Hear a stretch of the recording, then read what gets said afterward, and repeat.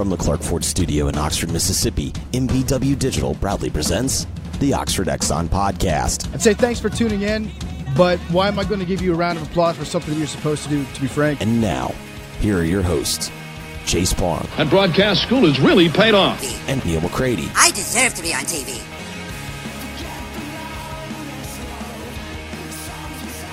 Wednesday edition of the Oxford Exxon Podcast. Chase Parham, Neal McCready, Clark Ford Studio.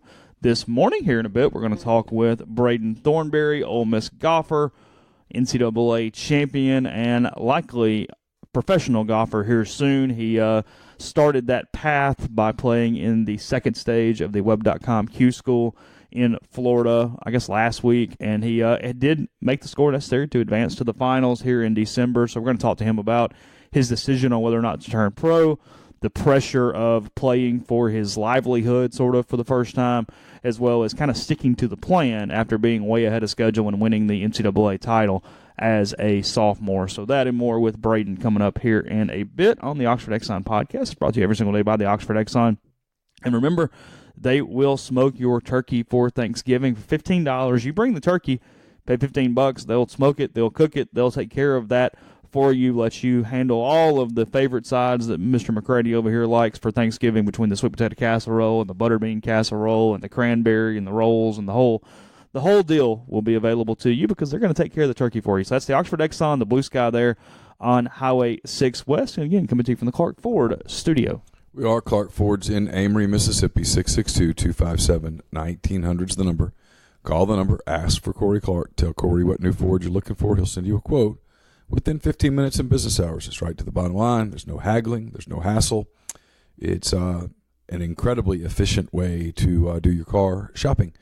Once you get your deal, at the end of your deal, tell Corey that you heard about Clark Ford on the podcast, and you'll save $500 off the already great bottom line at Clark Ford and Amory, 662-257-1900. A couple announcements we told you about yesterday. Tell you again today, our final live show of the semester at Funky's this Thursday night, 5:30. Matt Wyatt joining us for that one, so come on out. Let's finish up the semester with a decent crowd. We'll try to be entertaining. We'll try to give you some good drink specials, good food specials there at Funky's, like always. And also, if you're in the Nashville area on Friday night there for the game, or just live there, Nashville's been good to us over the years, come on out to Neighbors Germantown, the Neighbors bar in Nashville, the Germantown area, to watch Ole Miss and Butler. The basketball game tips at 7 p.m. We're going to have some giveaways. We're going to have a good time. Got drink specials there as well. So come on out. Let's have a good time there. We're contemplating maybe a future event in Nashville too. Like I said, for a long time they were our number one out-of-state market. Still very, very high every day. So appreciate all of you guys. Try to get back on Friday and have a good time with you there at Neighbors in Nashville. Ole Miss and Vanderbilt 6:30 on Saturday night. It is going to be cool. It is going to be clear. It is probably going to be windy. And as Chris Lee said yesterday, I got a feeling it might be rows and sections empty and available for anyone that would like to make the 4-hour jaunt up that way. You're not expecting a sellout?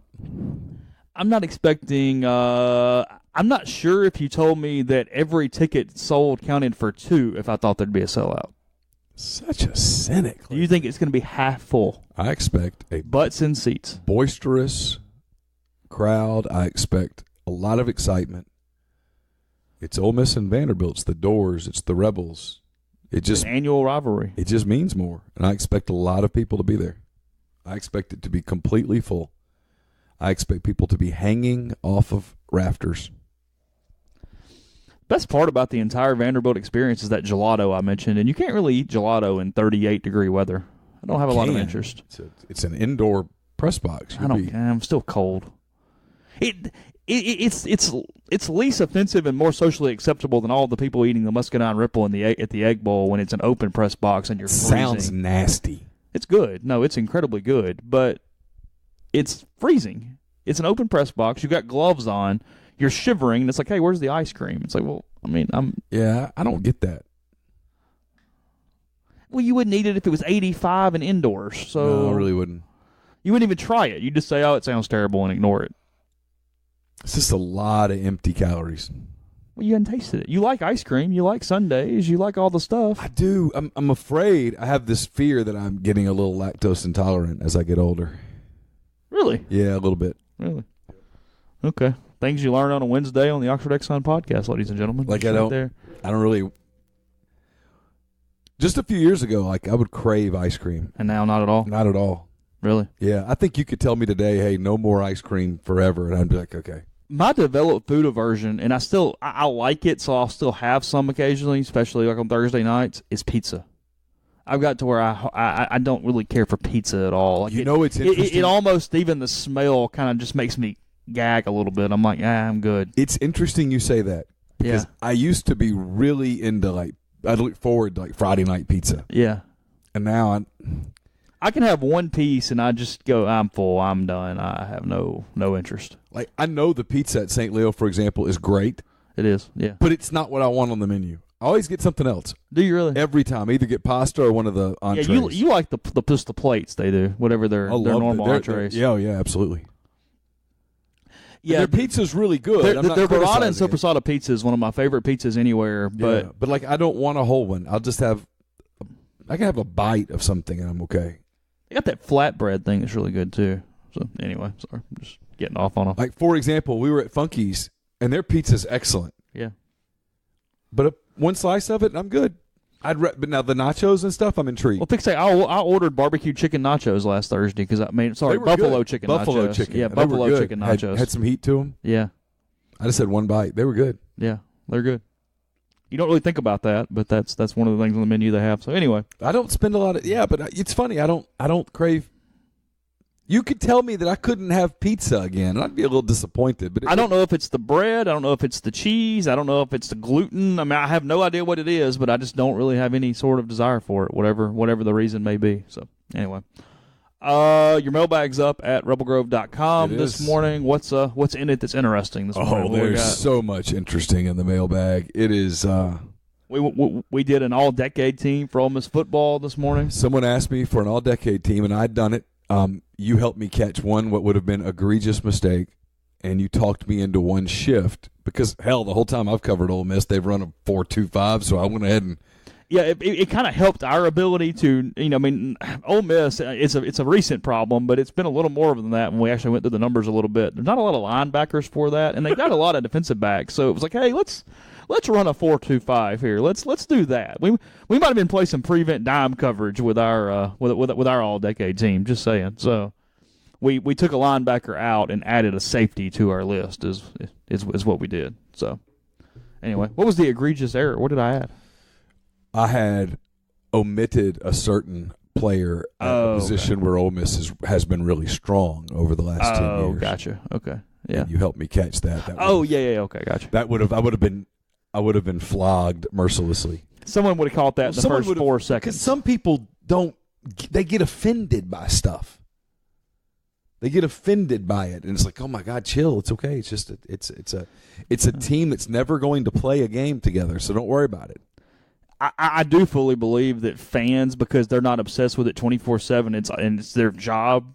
They catch so many more of those errors than we do. Like, we just forget stuff because there's so much crap and whatever that there's players in games where I go, I don't know. Sure. Yeah. I remember him. Yeah. Why not? I mean, hey, what happened in the 2010 Arkansas game? Well, I remember a little bit. It came a lightning delay and Masoli did this, but otherwise, I don't know. Well, it's funny. And you're about to go, oh my God, you're going to go there. And I'm going to kind of go there, but I'm not going to go all the way there. Yesterday at post-practice media availability. Look, there's 9 days left in the season.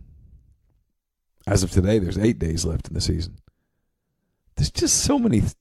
There are only so many storylines.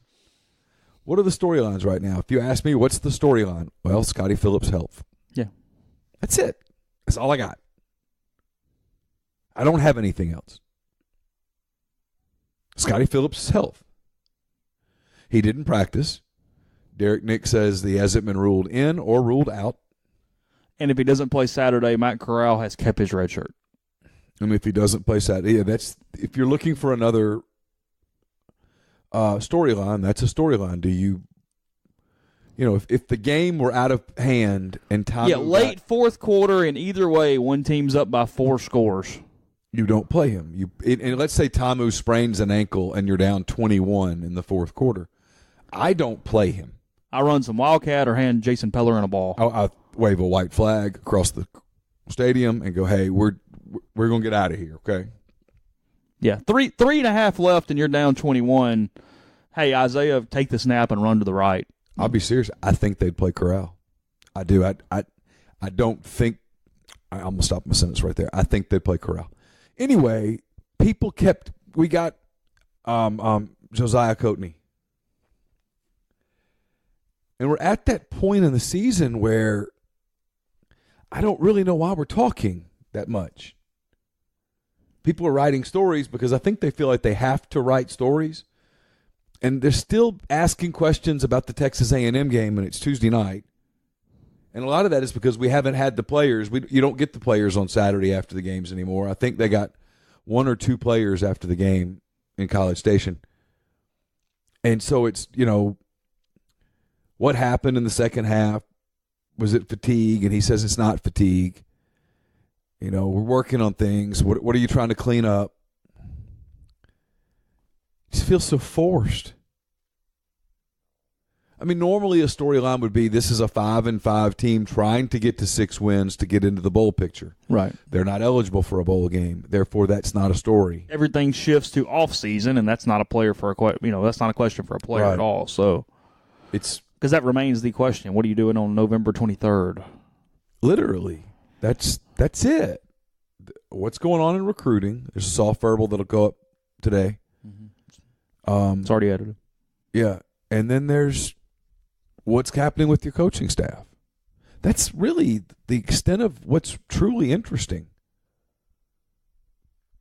It's weird.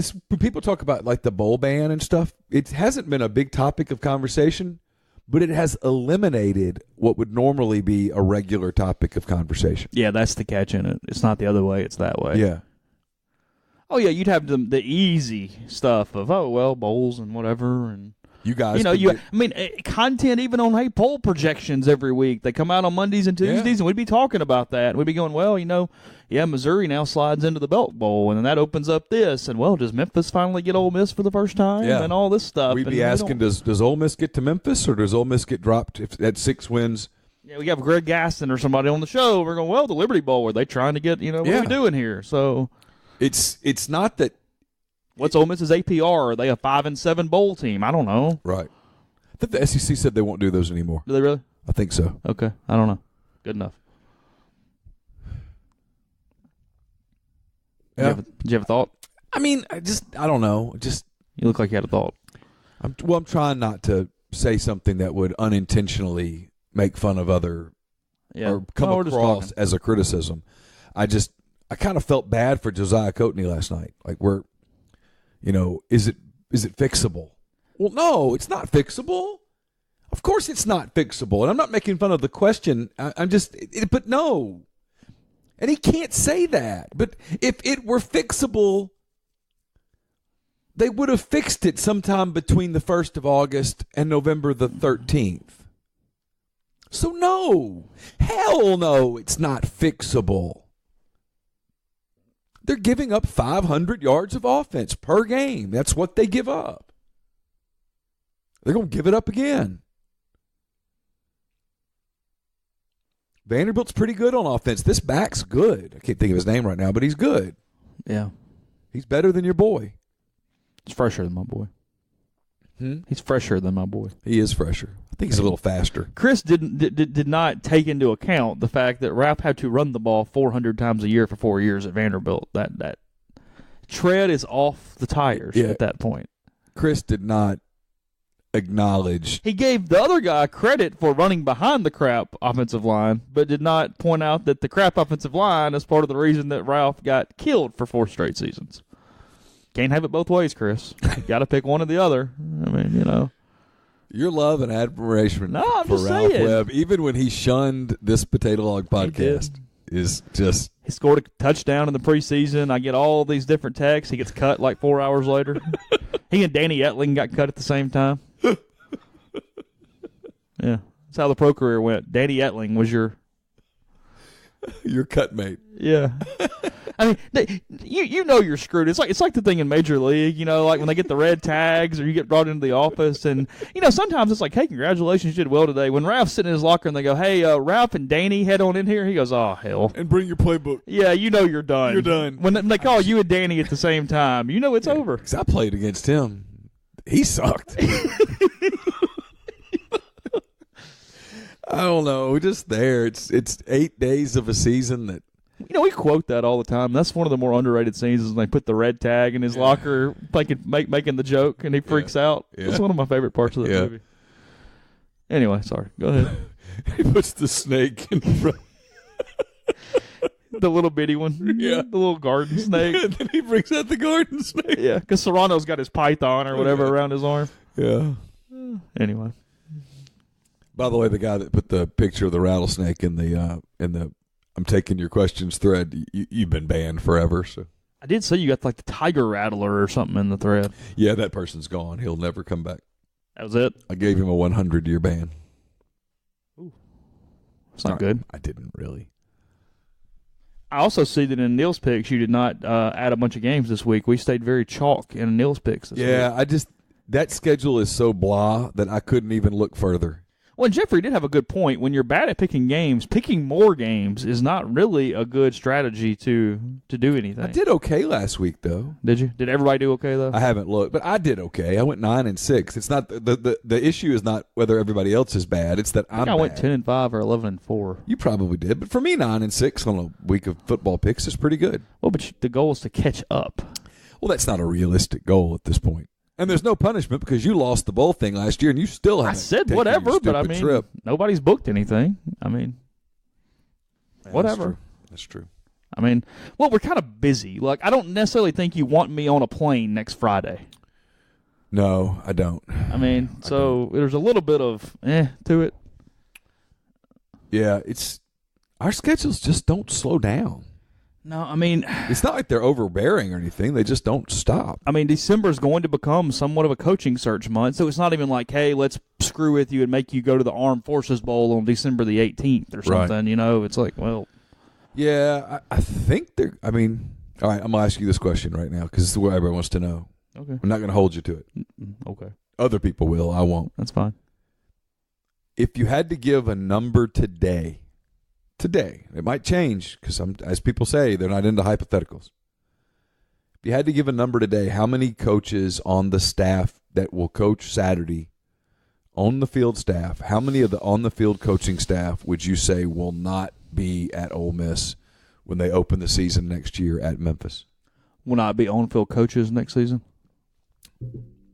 All right, that gives you the freedom to reassign somebody. I'm going to say this: reassigning somebody inside the athletic department. You asked a question. I needed a clarification, and I'm buying you some more time to think. No, I don't need to think. I'm good. Reassigning someone within the athletics department so that you don't have to fire them is the biggest cop out for complacency I've ever been around. That's pitiful. They're either good enough to be a coach on your field or they're not. Don't go create athletic department jobs so that you don't have to move them on. My opinion. You want my answer now?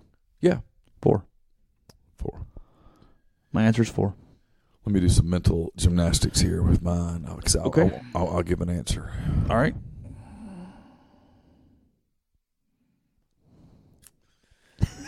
I'll go under 4, 2 or 3. Do you really? Okay.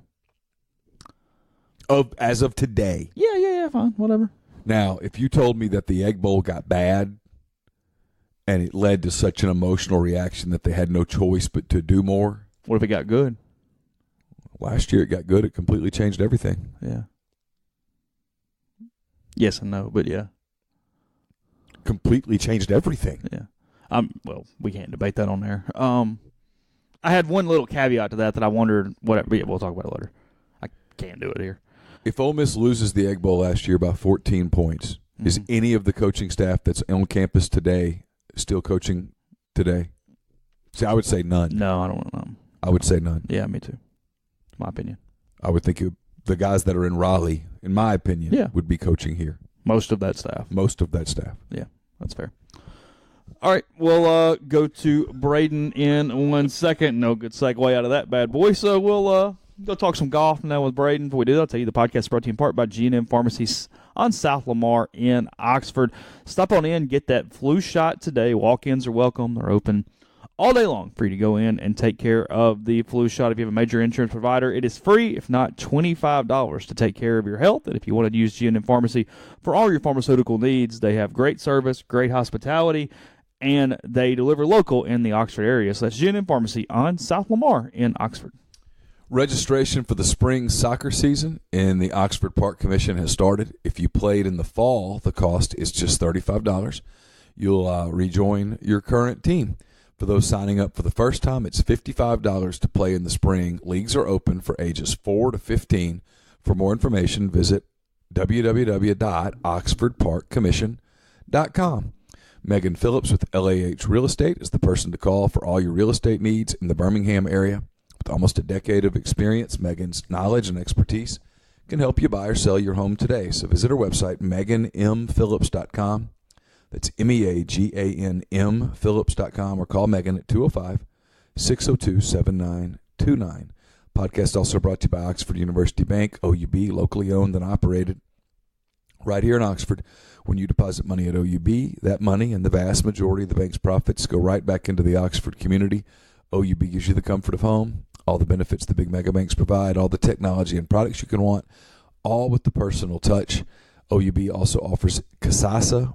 It's the best checking account you'll find. OUB will pay customers 2.5% interest on their balances up to $50,000. And with Kasasa, ATM fees nationwide are refunded. To learn more about OUB, check out liveoxfordbankoxford.com or call 662-234-6668. We're also brought to you by Harry Alexander. Harry is an Oxford-based RE/MAX Legacy Realty agent.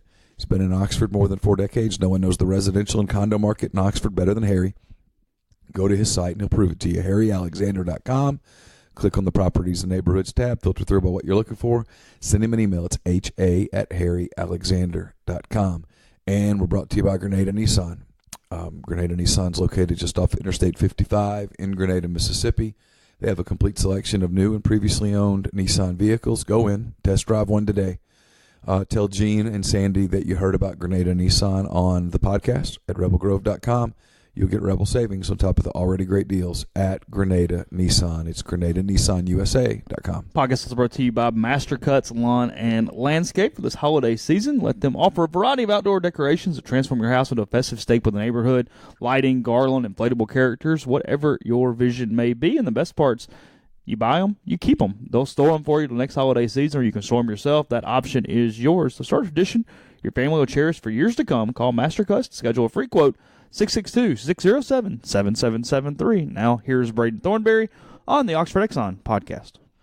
Braden, thanks for joining me for a few minutes this morning. You had a successful week in the second stage of Web.com Q School. I'm just curious. I mean, you've played a ton of golf. I know mentally every round's the same, and you were there as an amateur, and keep that in mind. But just from the standpoint of really kind of one of the first times maybe future livelihood is on it, is there a different set of nerves? Did you have to battle anything a little different inside yourself butterfly-wise before this one? Yeah, there's definitely a different type of nerve and something like that. Kind of what's crazy is, I was as nervous. I was struggling to eat, the morning of and to sleep the night before and stuff like that. And I had the least to lose of anybody out there, playing as an amateur and having obviously a great fallback plan. If you don't get through, just come back to college. You get to play all the great tournaments and stuff like that. So, some of those guys that are 35 years old and have a full family at home, I can't imagine the nerves that are going through them. Yeah, because you get there at the end and you've got to make that last putt on 18. Do you know where you are at that time? I mean, do you look over a 3 or 4 footer to finish around and go, "Hey, this is deciding potentially my future right here," or did you think you might have some leeway? Where kind of were you mentally at that point? Yeah, the pro, they didn't really have great live scoring. It kind of wasn't. So really, nobody knew where we were at. So I figured when the day started that 13 under was going to be the number to get through. And it turned out, I had that, it was probably a 5-footer on 18 to finish at 14. So it was definitely a pressure putt. It was kind of, I figured if I made it, I was for sure in. And if I missed it, I was probably in. So that's not really a risk you want to take, though. But so luckily, it was actually funny that I'd putted great all week, but I'd actually missed 2 6-footers on 18, like in the previous 3 days. So I kind of left myself that same putt. Luckily, I was able to make it, though. Was it pretty straight in, or was it a slider, or what? What'd you have going on? It was about left edge. It was kind of a tricky pin. I hit it about 20, 25 feet right on my second shot. It's kind of an up and over, and I hit the putt in the practice round, and for some reason it was just like really fast. I mean, in the practice round I'd hit it and it went all the way over to the other side of the green about 12 feet by. So luckily I kind of had a little knowledge there to only knock it 5 or 6 feet by. They don't make this very clear. So where do you kind of stand right now? I know you got partial status, but what does that mean from an event standpoint? And then I guess your finish in the finals will dictate just how many events you're exempt for. Is that right? Yes, sir. So technically, I'm a member of the web.com right now. But so if you make it to finals, you're a member of the web.com. I don't know if that really means much necessarily, but so yeah, at finals, basically like top 40, you get what they call a full card, which would be I think at least the first 4 events, and obviously the winner would get all of them.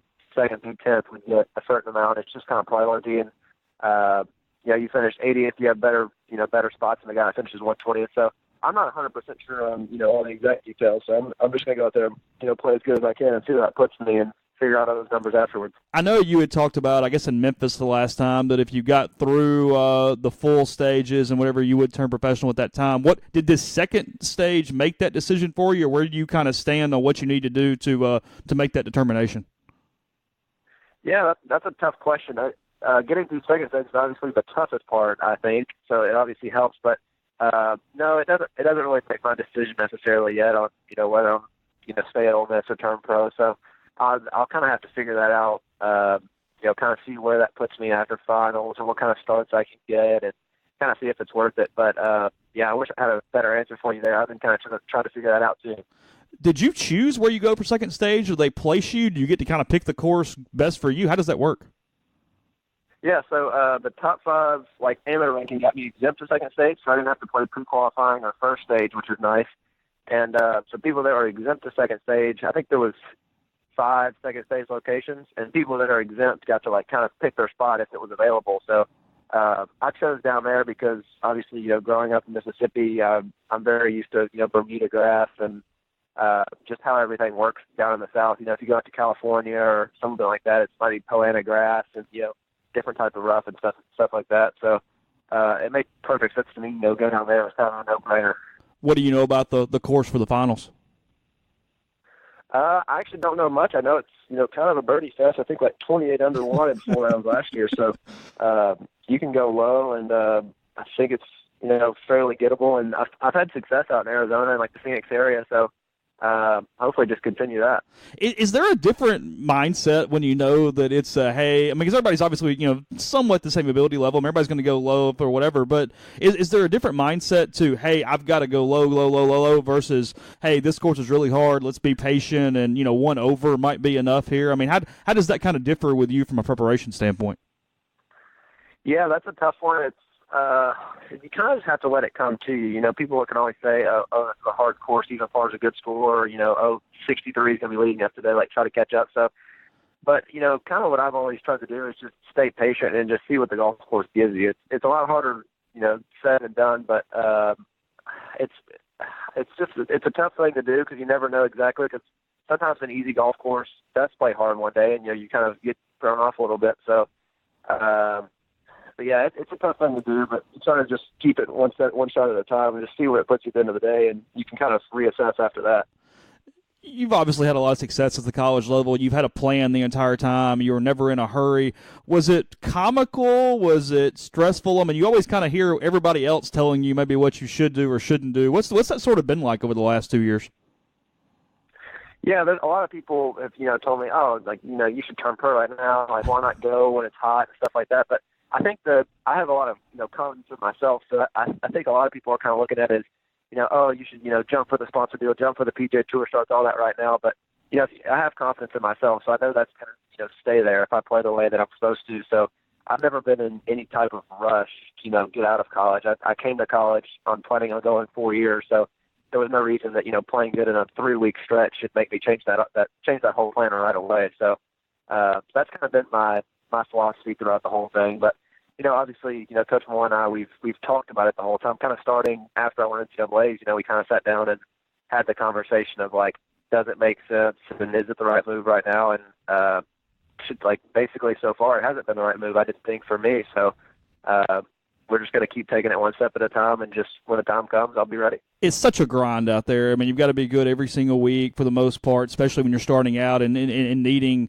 exemptions and status and whatnot. How have you kind of matured since that point? Just college golf, getting older and everything else, either, something with your game or just the mental side of being able to be a little more prepared for that when the time does come?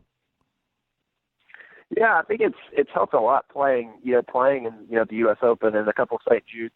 That stuff's big because at the first couple that I did play, I was really nervous and I didn't really know what to expect. I didn't know any of the guys out there, so I think that'll be a huge help for me. When that time does come, that I'm not. It's not a shock to my system. I already know what good golf is out there, and it's not. I think when you start playing PGA tournaments a little bit, you think maybe those guys are kind of like superheroes, and you got to do something special to keep up with them, but. That's not really how it is. Good golf, I've said it before, good golf at, the elite amateur level is basically the same thing. It's just a little bit difference in consistency and stuff like that. So it gives me confidence to know that just keep doing what I'm doing and I'll be in a good spot. When you do take a little time off just to, your off season and work on your game, what are you working on? Is there anything specific that you go, hey, that you've identified that needs to be a little better or a little more consistent when that's part of your life comes? Yeah, lately I've been working on mostly, kind of driving accuracy consistency, because when I do play really well and do win, it's when I hit my driver, hit 75% of the fairways and, I'm just easy going the whole tournament, and kind of the opposite when I struggle. That's usually kind of the root of the problem. So the rest of my game is pretty consistent. My short game and putting is pretty consistent. Irons are pretty good. And but that's kind of always been the X factor if I was going to, play well, especially on a hard golf course. So it's a tough thing to really get better at. It kind of just takes time, and it's tough to see results as well, because different golf course, you can't really go directly off stats and how many fairways you hit and stuff like that. But I think that's what I still need to improve on to, really take my game to the next level. Are you already getting hit up by club manufacturers and stuff? I mean, I have no idea. If being an amateur, how does that stuff work as far as kind of dealing with that part as you get close to it? Yeah, it's, obviously I can't do anything right now. There's connections that you have through, amateur reps and stuff like that, and you can talk to them. But as far as actually talking about anything for when you turn pro, you can't really do any of that. So trying to just worry about that when the time comes, What golfers do you sort of bounce stuff off of? Who's sort of your support system or advice or whatnot, be it people that maybe have turned pro that were amateurs with you or some older guys? Who have you sort of leaned on throughout the process? I've talked, Sam Burns, obviously, we've been good friends. I've asked him a lot of questions, but for a guy that, if I really have something, about the PGA Tour that I'm wondering or something, it's Ollie Schneider-Jones. I've talked to him a good bit, and it's good talking to people who have been basically in the exact same position that you have. So, like guys like Ollie and Maverick McNeely and stuff like that, they're good to talk to because, they understand exactly where you're coming from with a certain issue or a certain question. Like, they really understand it. So I think that's probably the best way that I've kind of handled that. How did you form that relationship with Ollie? So at the Greenbrier, I can't remember exactly how we met, but at the Greenbrier, we played a practice round, and I was just kind of picking his brain all day with just all different kind of stuff. Just what's the PGA Tour courses like?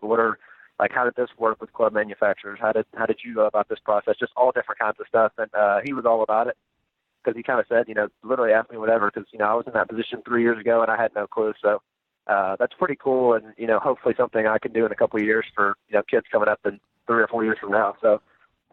It's kind of one of those things you have to, give back a little bit, and because it's a tough process, and the easier you can make it, just the better for everyone. I know that obviously if finals don't go as well as you hope, chance you come back. But if you do qualify all the way through and turn professional, what does that mean for how you would potentially go about your sponsor exemptions on the PGA Tour, those 7 exemptions? I mean, do you try to kind of take those immediately? Do you pick tournaments that suit your game? I mean, I guess hypothetically, how would that process play out?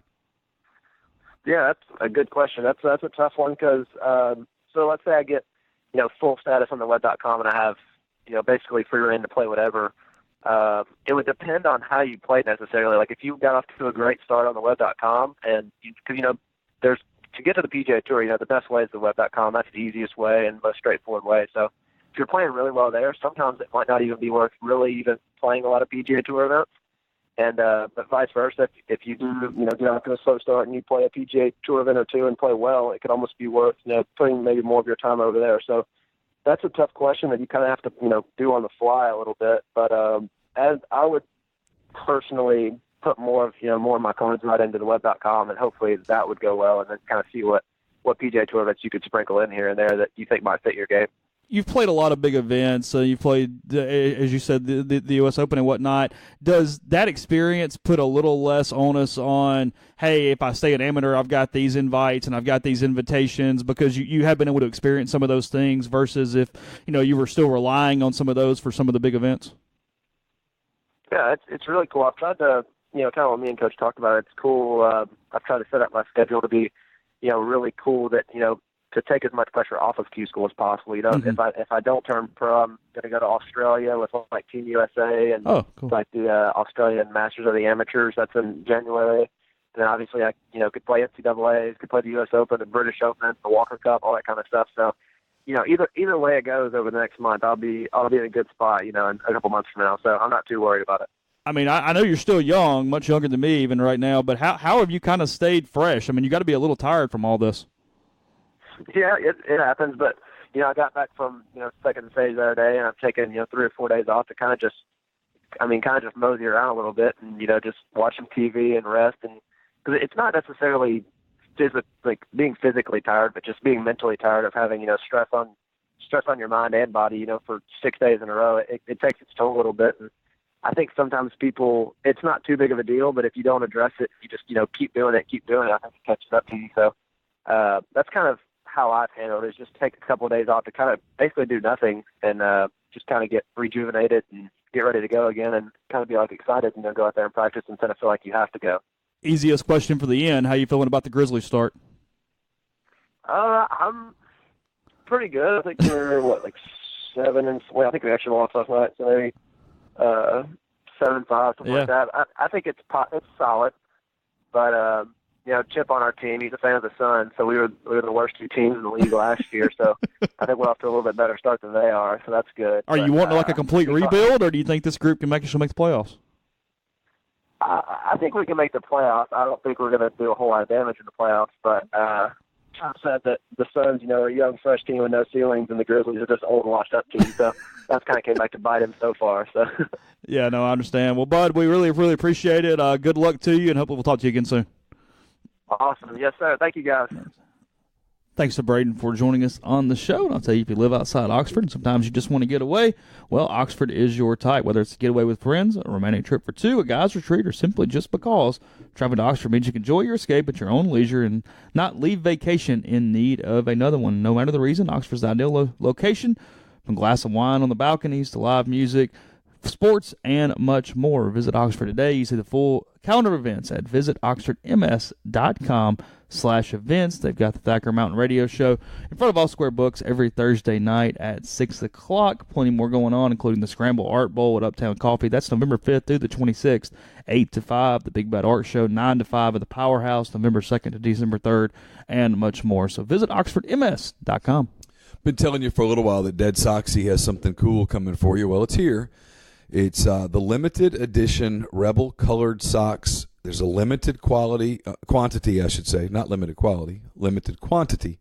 There's only 100 of each of the 8 styles that are available. So if you've been on the fence, this is a great time to start with the brand. These have an introductory price point of only $20 before the Rebel Grove discount. So when you go to checkout, enter promo code Rebel Grove and you'll get 25% off. And for those of you who aren't fortunate enough to have a degree from ULM, that means that they go down to $15. $15. It's okay. I'll do the math for you. I went to Harvard on the Bayou. You didn't.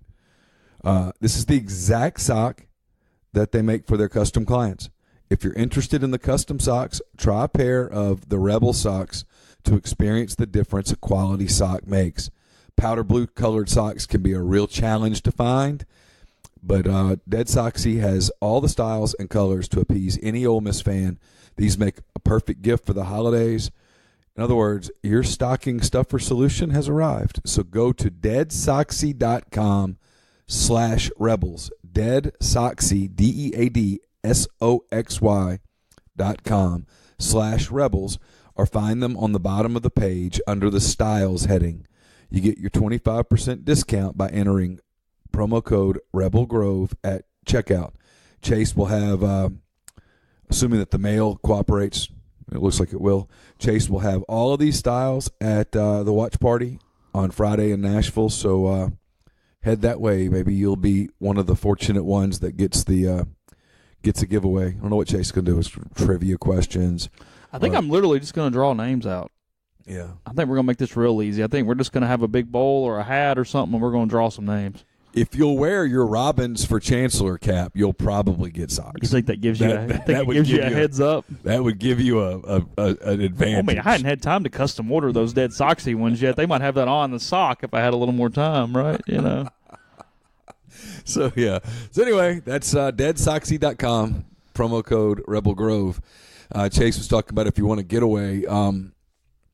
Look, if you're looking to make a big vacation, get in touch with John Edwards of Regency Travel Incorporated in Memphis. One of our listeners did that just yesterday.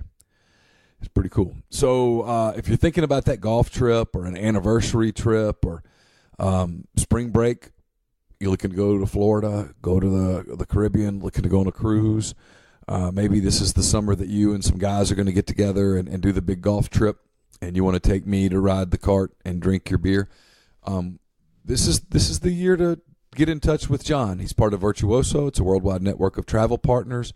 It allows him to supply his clients with added values and unique benefits simply aren't available to other travelers. I've told you how it works. You give him some parameters, and he gives you some choices. So give him a budget, give him some ideas, give him a time frame. He'll handle the rest. 901-494-3387, or send him an email, jedwards@regencytravel.net.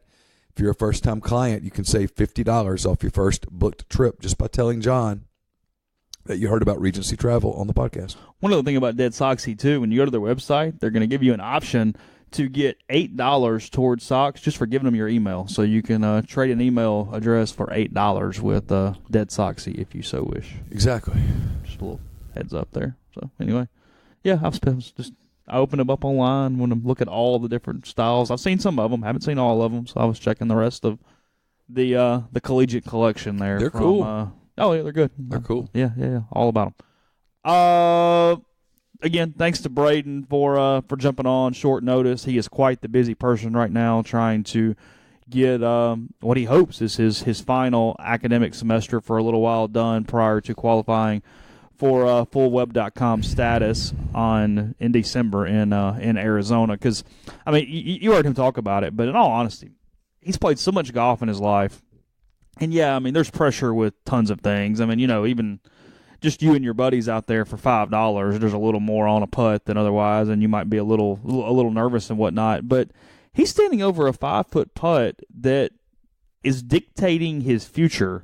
First time that he's really had to kind of play for his livelihood, and we've heard about professional golfers talk about this all the time. I think Jason Duffner, major champion, really successful golfer from Auburn, he talked about how a lot of times the best golfers, they stay consistent and more competitive because they no longer have the financial stress and the playing privilege stress that some of these other guys do, because that affects your performance. You're out there and you're going, hey, yeah, I need to make this finish, but that means if I don't hit this shot, I'm headed back to the other tour. I don't have a tour status. I'm going to go broke. I mean, there's a certain level where, yeah, it's not just because you're the best player, even though you probably are too.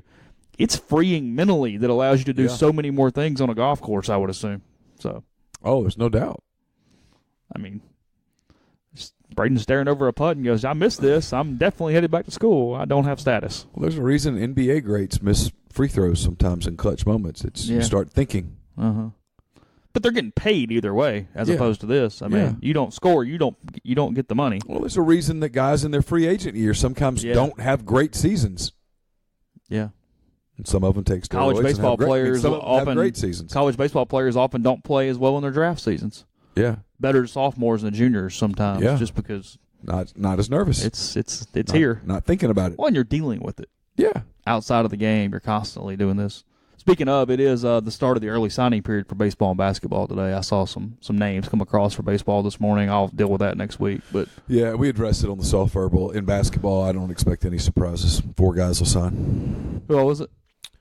Oh, you're going to put the pressure on me. Well, it's only 4. I mean, dude. It's not like it's February 3rd and I go, name all 31 for me. Let's go through these guys. You and I would struggle with that worse than ever before. I would simply refer them to someone else that I know is what I would do. Yeah, I would say Russell. That's going to be the biggest thing. Like, and I still get it a lot. I mean, I don't blame anybody. I should know it more than I do. But at these parties and things, I go, well, what about this linebacker? And I'm like, dude, Rodney Howard, the center from Greenville, South Carolina, is going to sign. Dude Collum from Memphis. Bryce Williams, the shooting guard from JUCO in Daytona Beach. And then Sammy Hunter. Sammy Hunter's the one you like. Yeah, from the Bahamas. Who else offered? Who was the finalist for him? I don't know who else really got involved. They got on him pretty quick, and it helped. And I think actually his relationship with Franco Miller and also with Yolette McCann. Yeah. Yeah. Yolette. Sorry. Yeah. Yolanda.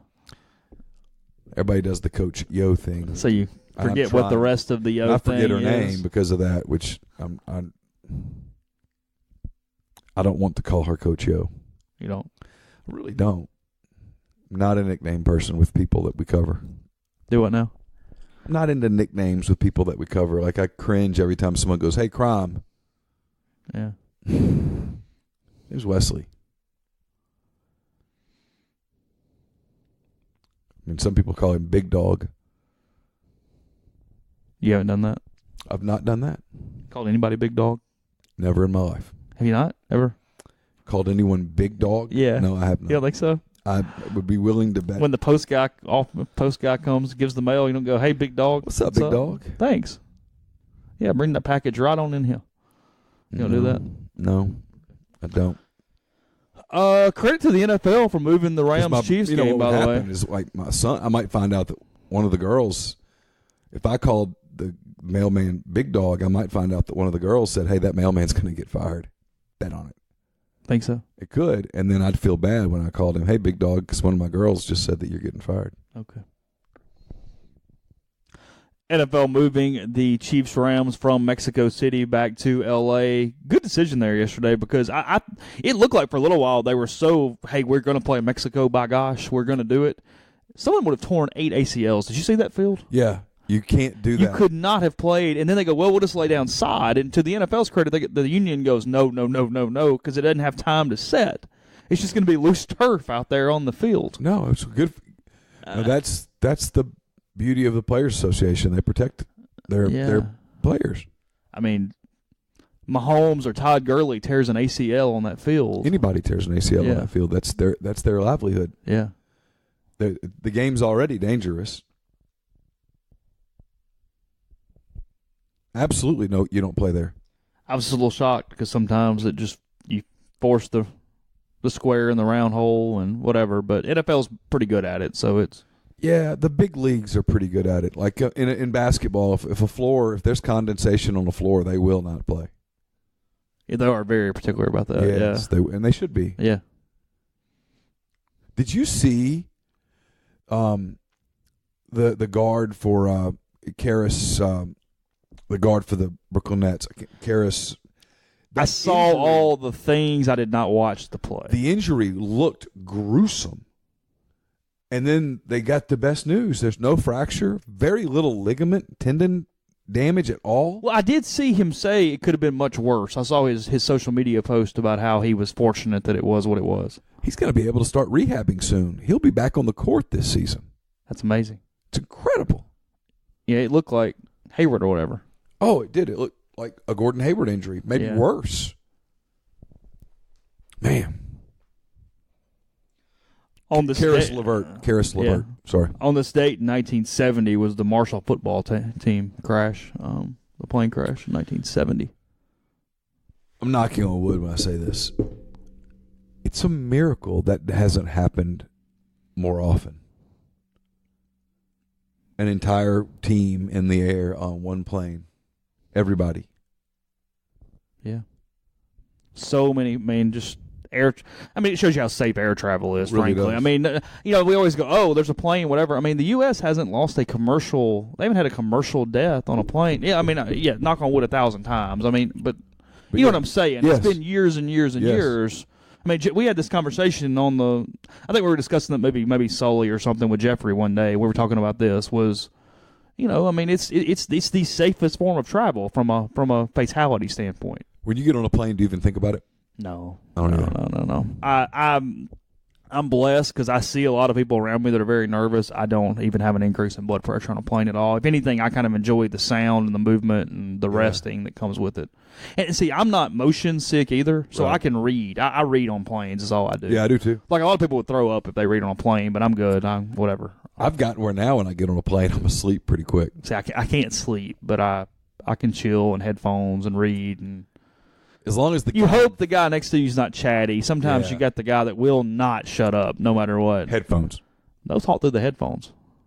You hadn't had the guy that hits you on the shoulder when you have headphones in and does the little motion to hey, can you take that out for a second? Well, I have, and I've said I'm listening to something. Oh, you be the I'm jerk. a jerk. I don't care. I don't know the guy. I'm never going to meet him again. What difference does it make? You don't know that. Might be like that show Manifest on NBC where y'all are actually in the air for 5 years, and when you get off, y'all got to solve crime and stuff together. You never know. That's a good point. Did you see this show? Laura watches it some, and I think it's stupid. And it's gotten over the top. I watched the pilot, and I was a big fan of Lost. I really, really like Lost. Yeah. And I watched this. I'm like, this is okay, but it's getting a little too sci-fi-ish for me now. Yeah. It's like, I'm probably done soon. I think I'm good. In fact, I think she has signed off. I think. Oh, really? You even lost a female. I think it no lost offense, her. 4%. 8%. We're sticking with 4. I don't care what you say. We're sticking with 4. I like the idea of there being more women listening than less. It's ironic. We know there's more. As someone who's never really had an audience of females, it's kind of exciting to think about. Fair enough. No, I get I'm the guy that went to a basketball game instead of his prom. The idea of girls out there listening is good. I still don't understand this. Not to beat the dead horse, but you were like Mr. Rust in high school. How that person is not popular with the prom thing, it defies logic. People liked me, they just didn't like me. You know what I'm saying? Okay. I got friend zoned a lot. Did you really? I think so. Looking back. Yeah, my advice to Carson's going to be do not ever go in the friend zone. Just cut off contact? So have no female friends? You have, if you think there's a chance that you might ever have interest in anything more, never go friend zone. Okay. Never. Can't get out. Because once you're in, ain't no getting out of there. Because, here's where you make the point, is if that person is interested in you in that way, they're not going to let you in the friend zone. You know what I mean? If the female's really interested in you that way, true. She's not going to let you in the friend zone. So, but if you're hoping to one day work into a different because zone. when you're that age, you go, hey, look, if I just become really good friends, then all of a sudden we transit. No. You don't. You just got to wait for a different time. Knowing that time might never come. But don't get too chummy. But don't surrender. Right. See, I've already started giving Carson some of these lessons. I don't know whether you won't be able to help much on. Well, how do I ask the girl out to prom? I don't know, buddy. Let me get you in touch with some friends. Me and a buddy asked a girl for another one of our friends for prom one year. Really? Yeah. How'd that go? He wouldn't do it, so we called and asked and said, "Hey, so and so's too scared to do it. You go to prom with him?" Did she go? Yeah, she went. She was desperate. Yeah, I felt really bad for her. Actually, this is Really, really nice, sweet girl. I don't know where she is today. She probably doesn't listen to the podcast to be like, you mentioned me. I'm like, I didn't say your name. Is she? I mean, it's probably been a storyline in one of these teen soaps or something, but it's true. She gets to prom, and when they're doing like the introduction thing, she doesn't have the inside layer of her dress. So when she goes over the spotlight, it literally showed like the X-ray thing through her dress to everyone in the room, so you could see the outlines of whatever. Yeah. It was really embarrassing for her, and I was like, oh, that's not good. It's like, yeah. And you know it's really bad, like when even the high school kids don't really make fun of you, like that your friends, they go, we're all we're all going to move on with our nights now. So, no, look, prom is an overrated thing, but it is kind of a rite of passage. It's whatever. I mean, it's incredibly overrated. But I made it through. You say that. I mean, maybe that changed your whole perspective on maybe things. If I had gone, I would have had a different just life. Saying. You're like Mr. Destiny, like Belushi in that movie. He hits the home run, and he's committing insider trading and got the mansion and the girl and everything. Yeah. He didn't hit the home run. He can't even find the mud guy to pave his driveway. I mean, what's up? So yeah, you never know. I really like that movie. It's so stupid, but I can't help it. If I ever find it on, I'm watching it. So I had a point in all this, and now I'm not really sure what it was. I don't Looking know. back, what were we talking about? We were talking about before friend zone. Well, we went from 4% to 8%, then we went but why did I mention the 4%? I don't know. What are we talking about? I don't remember. It's not good. I had a point. I'm sorry. I don't know. I'm sorry. I've lost it. It's my fault. Yes, it's absolutely your fault. I'll save myself for this for a break in a second. But did you? I tagged you. Did you see where the AP confirmed that you screw up the dressing stuffing thing again yesterday? I didn't tell the Associated Press to do it. They just did it. Yeah, I mean, look, what difference does it make? What do you mean? What difference does it make? Well, you have to be correct. All of our readers are really hard line on AP style. So, look, if we do not use correct AP style, then you're a loser. I'm a loser. I just call it. I've called it stuffing. Why, though? I don't know. I bet your mother doesn't call it stuffing. No, she calls it dressing. Well, then where'd you get the stuffing from? I don't know. Like, I swear, I think you have, like, this Yankee handbook, and it's like, how can I frustrate the hell out of everyone I'm around by using things that do not go with dialect? When I go to the store, I'm going to push a carriage through the grocery aisle. I push a cart. I'm the guy that goes and cleans up the carts that are left rolling around in the parking lot. Yeah, I do that, too. Pet peeve of all time. Drives you nuts. If you leave a cart rolling around in a parking lot, I think it says something about you. You are a bad person. Yeah. I don't care what else you do in your life. If you leave carts rolling around, if you're too lazy to walk your cart 10 feet to the nearest collection area, you are a bad human being. Yeah, you judge people off dogs liking them and putting carts back in their place. Two of the biggest things. Yeah, I mean, good dogs, labs, not copper. Yeah, I mean, if you're terrified of copper, I get it. Yeah, I am too. He was Cujo, but but if you're scared of a Labrador Retriever, or you don't say hello to a Labrador Retriever, you have no desire to pet said Retriever. When a Labrador Retriever comes up to you, like, hey, what's up? Look at my toy. Hey, look, I'm your new best friend. Then you just say nothing. You're like Eeyore. I mean, it's like something's up. Something's up. Something you should do in interview processes and have a lab puppy in the interview room. Watch people's reaction to them. That would actually be good, because you'd find out whether people are real or not. Because when you see a lab puppy, like a 12-week-old Labrador Retriever puppy with the big paws and he's falling over. I mean, you change your voice tone and your pet not good. You hire the guy that takes a second, let me pet the dog, then let's get the dog out of here and we'll talk, versus the guy that like kicks the dog away and was like, go ahead. All day. Because that first guy, when he said, oh, good boy, good girl, and all that stuff, is much better than the guy's like, I'm in an interview, move away, puppy. Yeah. Come on, if you can't stop time for a moment and say hello to the puppy, something's up. You're not good. There's a chance you're a mass murderer. You're not saying you are. I'm not saying you are. I'm saying there's a chance. You're just profiling a little bit. Because most of us don't have it in us to be mass murderers. That's fair. Most of us, that's not. There's our out of context quote of the day. But if you kick the puppy away, there's a chance. There's a chance that something could snap and you go nuts. Yeah, but no, I mean, see, Ted Bundy would have petted the puppy.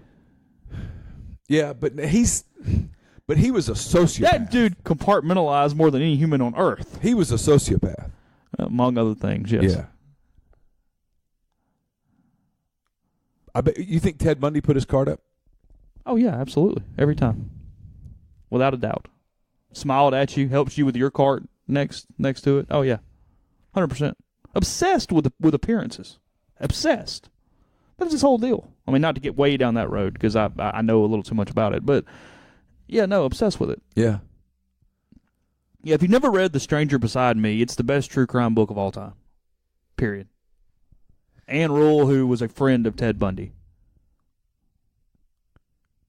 It's fantastic. So she's passed away now.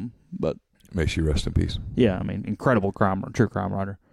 Anyway, I'm making great segues today. We are going through all these happy and cheery things as we make our breaks. The only in the show. Excuse I'll give people is the person the mom who has babies in the car and she doesn't want to walk over 20 feet. Yeah. I get it.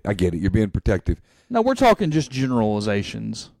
In those situations, I don't understand why not park next to one of the collection things. What if there's not a spot? You're going to circle for an hour to find a spot next to a collection? No, but I'd go to Kroger at 4 o'clock on a Friday and go, I'm only going to park next to collection spots. But the guy that just leaves it there because I get that. I have no, I get irrationally angry at that guy. Yeah. Makes me angry. Well, there's weather coming. Okay. So you messed your hair up? I mean, it'd be all right, right? You know that the weather's going to push the cart around. It's going to dent somebody's car. Yeah. I've never once left a cart sitting there. Ever. Never, ever. Never, ever. But I'm the cat that feels bad like dropping a piece of gum somewhere. You'd never park in a handicapped spot or do anything along those lines? No, never. Yeah. Nope. All right. Podcast brought to you in part by Community Mortgage, Oxford, Memphis, Soto County, and Chattanooga. Our underwriting and processing is done in Memphis, so getting local underwriting understands your market, a leader in condo financing and the float down option. So you can lock in the current rate, but if rates go down before you close, you get the lower rate. 662-234-2704 or JLOWE, JLOWE at communitymtg.com. The podcast also brought to you in part by the Westin Jackson. They're the sponsors of my mailbag, which is up at rebelgrove.com. At the Westin Jackson, you can also visit Soul Spa. It's the ultimate luxury spa experience in downtown Jackson. Indulge in personalized massages, signature facials, soothing body treatments, and much more on their extensive spa list. Escape from the everyday and rejuvenate yourself in their luxury spa today. And then stop at Estelle Wine Bar and Bistro. Sip on a creative craft cocktail or enjoy their curated wine list. It's open for breakfast, lunch, dinner, and Sunday brunch. Chef Caden's mission is to connect guests with the community through local partnerships. So gather at Estelle tonight. Podcast also brought to you by Pinnacle Trust. Pinnacle Trust is based in Madison, Mississippi. It represents clients in 24 states, has advisors in 3 states. Founded in 1997, Pinnacle Trust provides detailed, specialized investment management, financial planning, retirement planning for individuals and businesses, and much more. At Pinnacle Trust, investing is treated like a commodity, and decisions are made using objective information and research, not emotions. Regardless of your level of wealth, Pinnacle Trust will sit down with you, listen to your goals, study your expenses, and put forth a comprehensive, detailed financial and retirement plan. Look, I've watched what they do. The cookie cutter financial planners, and I've used those before as well, they just kind of ask you some questions. How much risk are you willing to take, whatever, and they throw you in a box. Pinnacle Trust gets all of your information. What are you hoping to do with your life? When are you hoping to retire? What do you want to have once you retire? What do you want to do when you retire?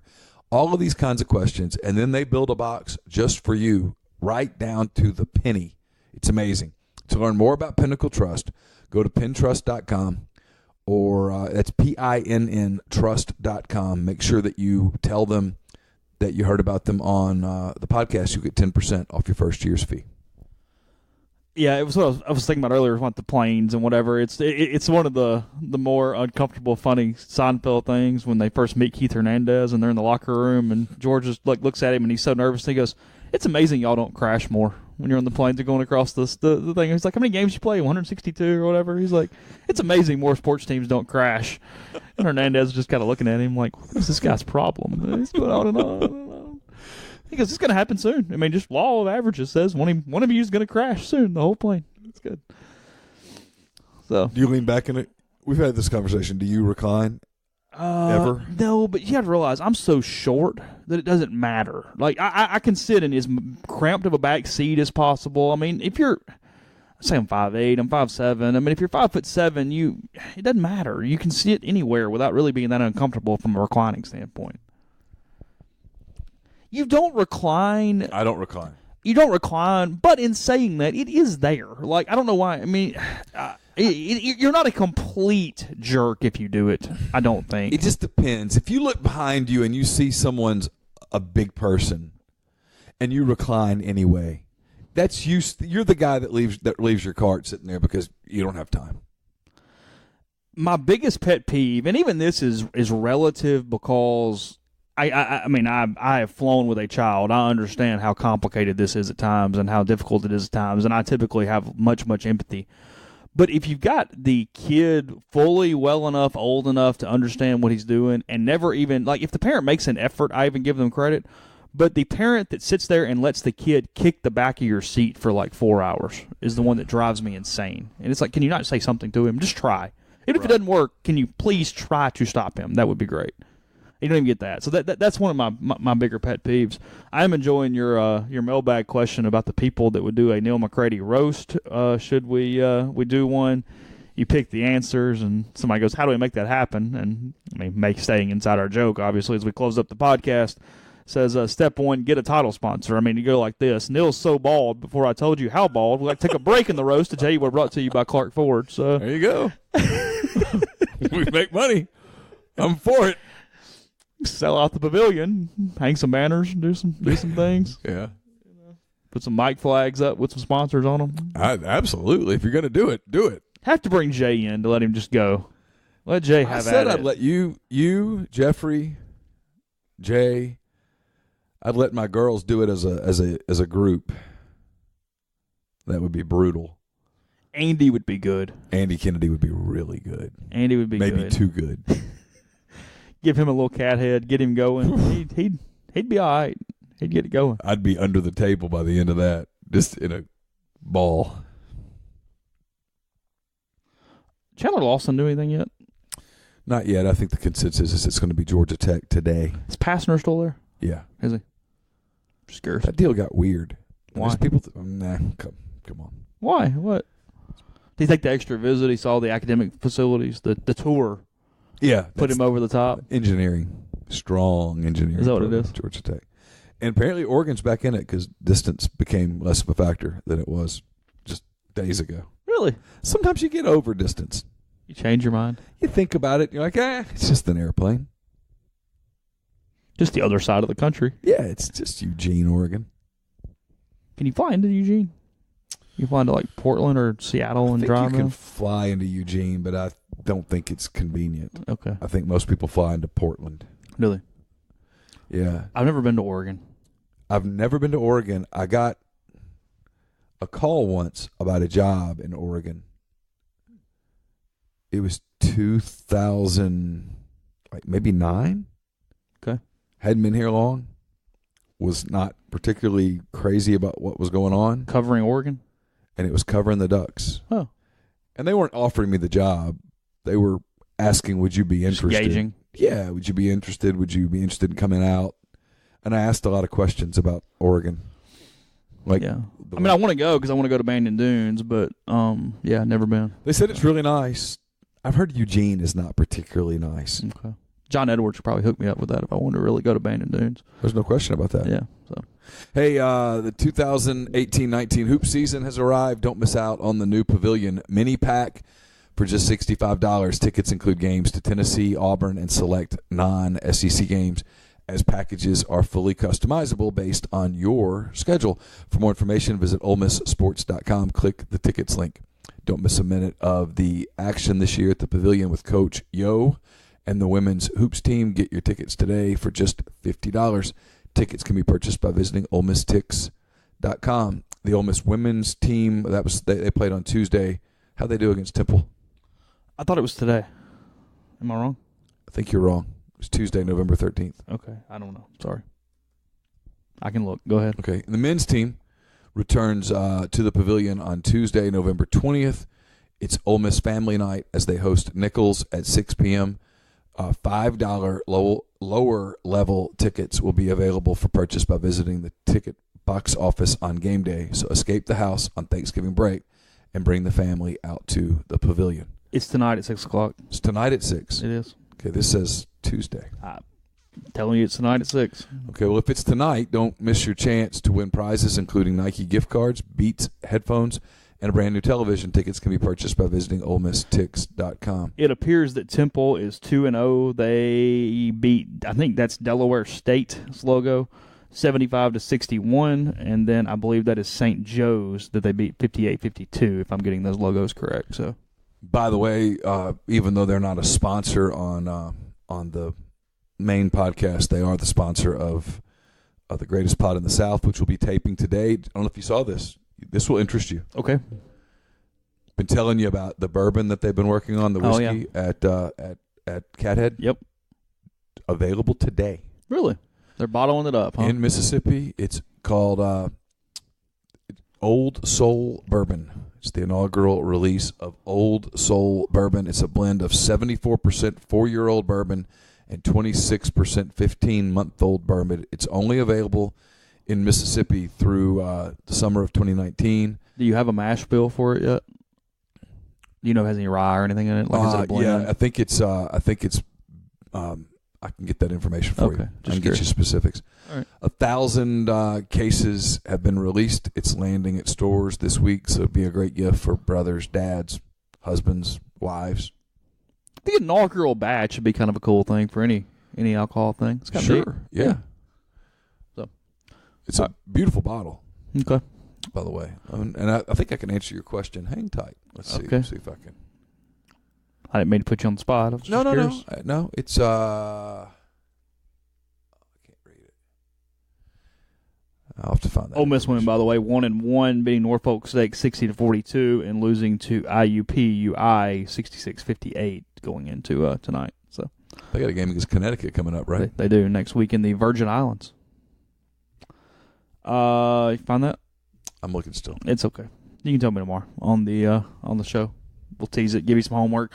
Jeffrey Wright will join us tomorrow, and then tomorrow night, Matt Wyatt. So come on out to Funky's. Let's hang out, and we will have a good time prior to heading to Nashville and this weekend for Ole Miss and Vanderbilt. Talk to you tomorrow.